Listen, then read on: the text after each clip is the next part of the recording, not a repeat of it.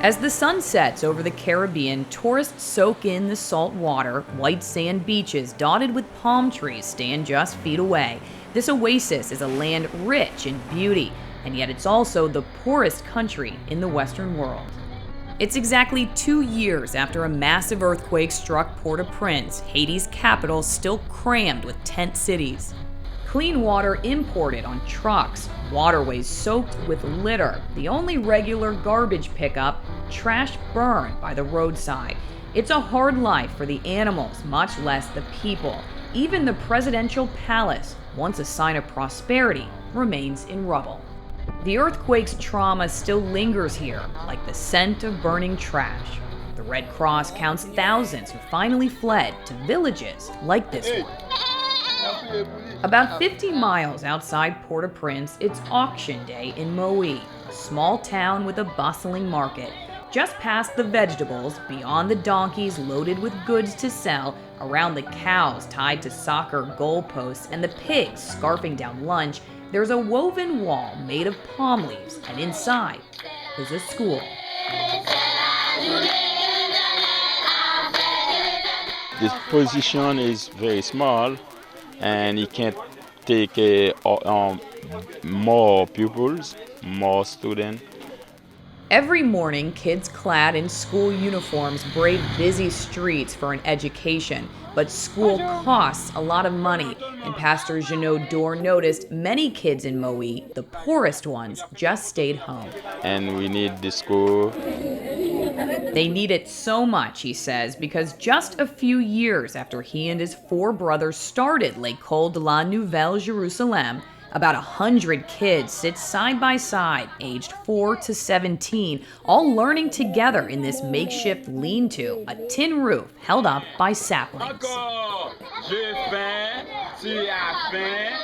Their feet rest on a dirt floor that floods when the rainy season moves in. We can't walk because they will give some problem. And if a student gets sick, like this boy with a headache, leaning over a desk in the heat is about their only option. Given the challenges, teachers say it's a miracle the kids even behave, much less learn. But they say it would take another miracle to turn their shed classroom into a real school. Just a couple weeks after the earthquake's 2-year anniversary, a group of South Tampa neighbors gathered up their luggage in Port-au-Prince's modest airport and boarded a bus for Moui, passing United Nations trucks, refugee tent cities, and American soda ads on their way out. During the bumpy ride up the island's coast, the group got their first look at both sides of Haiti, a barren brown dry land, and just across the highway, a shimmering blue coast. And then the scenery turned desperate. Purchasing 50-cent water bottles on the roadside turned screaming match when vendors demanded more money. A simple beverage where the Tampa neighbors just came from hours ago. Here, income worth fighting for. But the moments of culture shock had only begun. Safely riding in the back of their bus, the view out the front windshield soon included men sitting on top of theirs. From vehicles that seemed to follow unpredictable, if non-existent traffic laws, to a soccer ball rolling right across the main highway. Haiti proved unpredictable, but constantly engaging. As dusk fell, the bus pushed through Moui's narrow market, greeted by an odd intersection of the modern, like this motorcycle. Oh, what is this? And transportation of a more distant past. But amid all of Haiti's surprises, they're just now about to see the one they came for. He said he wanted to show me a school where they had about 100 kids.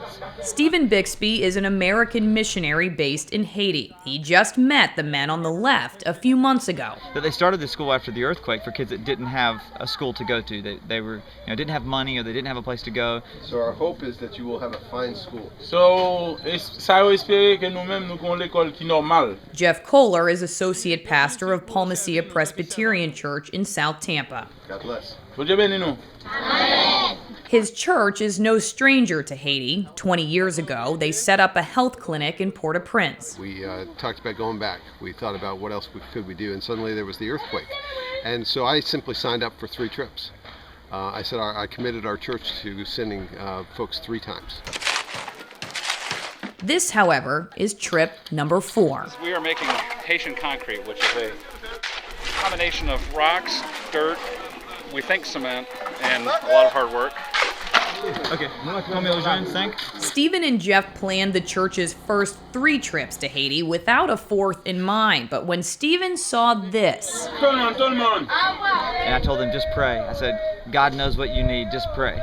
And we'll watch what God's gonna do. And God answered that prayer fairly quickly. the prayer for what was an empty plot of land, a 6-room schoolhouse with real floors and roofs. I need him to drop. Let's come in. I mean, who would have thought that, like, we could build a school? And so a week of construction began, all while construction of another kind, a more colorful kind, carried on about a mile away. They have different hurts. Some of them it's neglect, some of them it's abuse.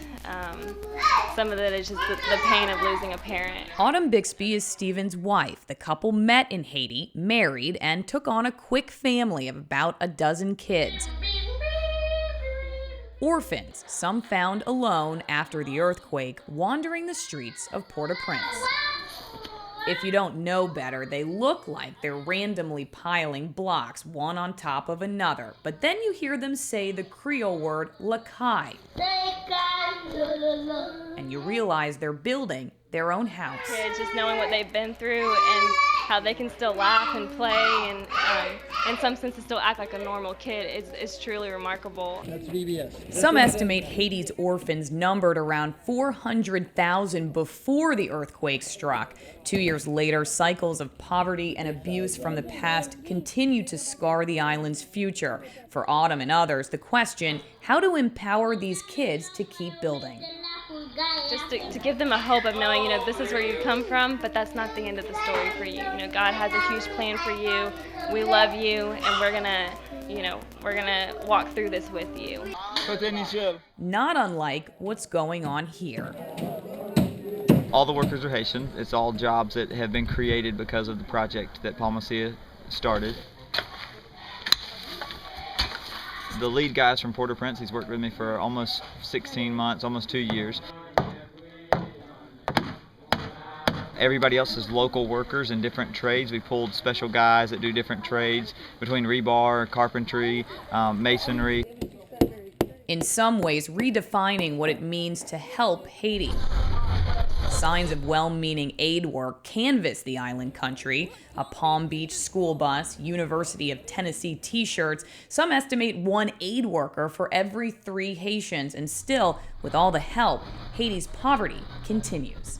Very big on making sure that whatever we're involved in becomes a self-sustaining experience around enterprise, so that we don't own it, and they're not dependent on us. It's their thing, they own it, they have it, it's completely theirs. Which is what happened midweek when one of these wood beams cracked. Given where we are and the state of the supplies in this country, the fact that only 1 board has split to this point is probably kind of miraculous. After years of unchecked deforestation, wood is a rare commodity. Take a look at this aerial view of the island Haiti shares with the Dominican Republic. The border is obvious. Green fizzles to brown. So the red initials on these boards stand for the name of the store where they have to return. Because they aren't purchased, they're rented for about $3 a month and used over and over. All the energy that went into everyone getting it up there, all the heart that everybody put into it. If this is the only one that it happens on, then we're doing really, really well. So began a race to salvage as much of the concrete as possible while replacing the broken wood. But on a construction site where anything can happen, anything did. The board just so happened to splinter while the students were on break from class, and one of them, Solomon, saw the frenzy to refill the lost concrete. Bucket! A bucket line staffed by adults only now has one kid. Bucket! All the other kids are watching him and thinking, hey, we're doing this too. And for a few minutes, construction continued like nothing ever happened until the board, oh my gosh, broke again. The other side now. Fury forcing back a gray flood of rocks, which turned into a flood of kids. One student, then another, picked up heavy wood boards and carried them over. And so what started with just one child willing to pass a bucket turned into the village's future, building its future while still wearing their backpacks. The students, however, aren't the only ones working with a backpack. 1, 2, 3. Beatty Dorr also carries one. She serves on the Red Cross teams who hand out information about how to stop the spread of cholera, a preventable disease avoided by simple sanitation like hand washing, and yet it continues to spread and kill more than 7,000 Haitians since its first outbreak in late 2010. And I want to become a nurse. In fact, Beatty only had a year left in nursing school when her Port-au-Prince classroom walls started shaking. Vers les 4 heures de l'après-midi, le tremblement se passait. Et je demandais qu'est-ce qui se passe. She had no idea it was an earthquake, and certainly not an earthquake that would decimate her country's capital. Je restais calme. Je restais dans un coin bien posé. Within minutes, the walls started to crumble, falling on top of her, injuring her arms, trapping her inside until she could break free. And when she finally did, she left Port-au-Prince and never looked back. 1, 2, 3, 4, 4. Today, Beatty is one of about a dozen staff members at the school who work for free.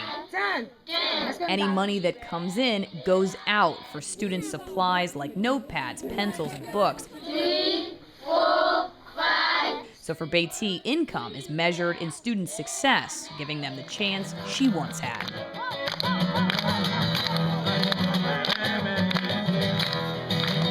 The week-long trip wasn't all work. It also wasn't just a lesson in the English alphabet. And it certainly wasn't just a lesson for the kids. Oh, good, she got it! If my children ever complain about going to school, it's going to be a different answer from me for sure. The Bible tells me so. Carolyn Robinson's a South Tampa mother of 3. She's in this classroom as a Christmas present from her husband. They're so eager to learn that they sit on top of each other and are singing and listening to the teachers and trying to learn. We can get by on so much less, and we can be happy with so much less, and it just really hits home with what's really important. In some ways, Haiti is predictable. Sunrise on the Teal Coast brings with it familiar sounds. The waves, the roosters, goats eating a breakfast of trash, kids walking to school, a bustling market, an old routine, but still every day in some way is new. At the base of a treeless mountain, this river serves as the local laundry room. And just beyond, the women scrubbing wet clothes in large silver basins. A boy piles rocks into a tin container. His name is Guojo, and this is his homemade toy truck, the remote control a string. Haitian innovation, proof that creativity and determination still exist here, as does beauty and hope, as the sun sets on the final night.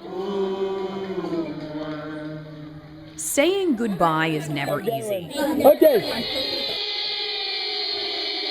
Mais bon Dieu fait nous gagne un gros local. So we don't even know what to offer you guys. So we don't have any gift to give you. Except that's not entirely true, because the message the Americans thought they'd bring to Haiti, To show them that you're loved, that you're important, that you have self-worth, is a message they needed to hear as well. That they are not alone in the world, that God knows exactly who they are, knows where they are.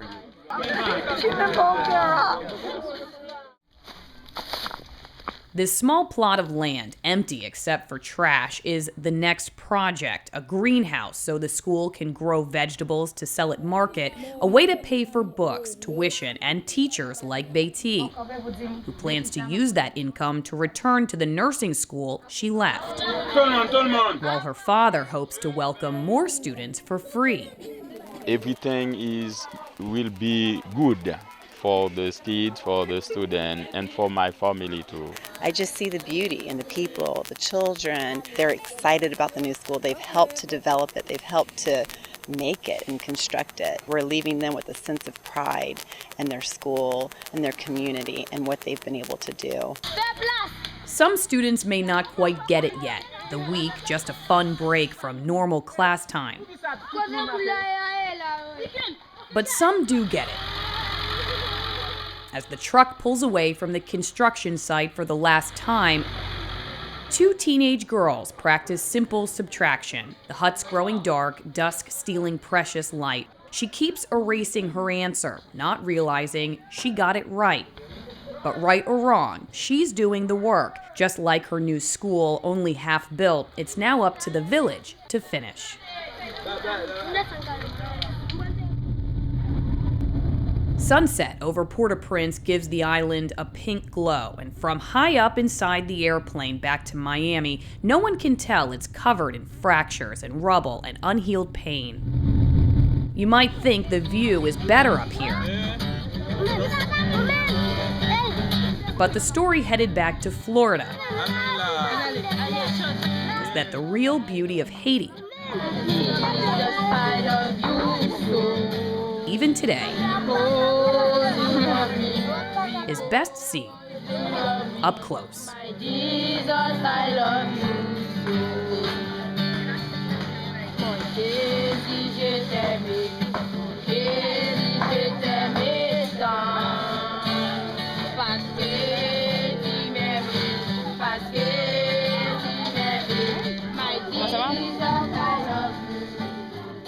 Teams from Palma Ceia Presbyterian Church continue to make progress with each trip to Moe. That greenhouse is now built, but with every answered prayer have come many new prayer requests. They can finally grow food to support that school program, but now they realize that years of unsustainable banana farming's left that soil virtually depleted of nutrients. Their needs range from wheelbarrows to chickens, but that list continues to evolve as the project does. To use a food metaphor, it's like the peeling of an onion. Each layer of dirt and sweat and concrete and prayer uncovers a new adventure. If you'd like to participate in that adventure, here's how. May God bless you, and God bless Haiti.